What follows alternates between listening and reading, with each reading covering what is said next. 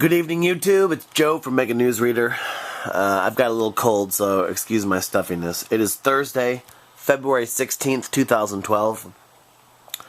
This article is a few days old, but I thought it was important to get out. It's from the Detroit News.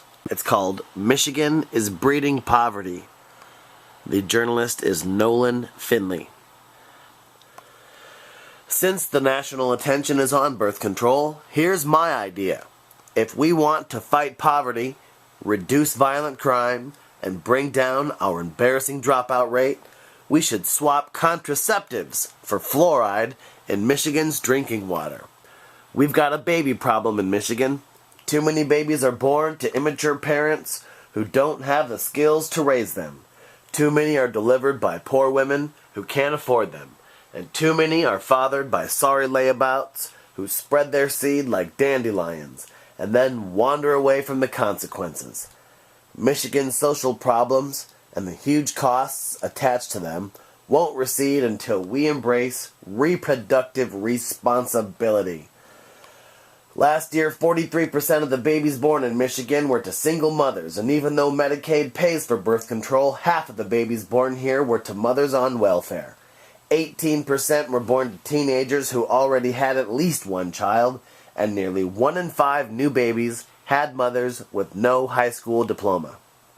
In Michigan, poverty is as much a cultural problem as it is an economic one. I spoke with an educator who is dealing with a single mother, mid-30s, with 12 children and a 13th on the way. The kids have an assortment of fathers with one thing in common. None married their mother. This woman's womb is a poverty factory.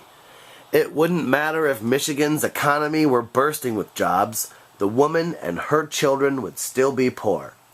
Who's supporting these kids? If you're a taxpayer, you are.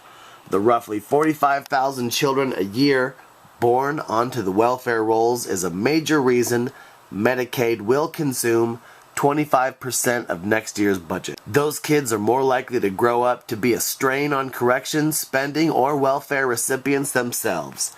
And they'll drain money from the schools and universities that could help break this cycle.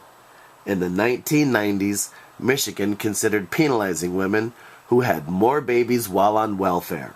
But pro-life groups killed the idea out of fear it would lead to more abortions. Now, says State Human Services Director Maura Corrigan, the state is trying other measures, including attacking school truancy and the new 4-year limit on welfare benefits, which she says is already increasing participation in work training programs.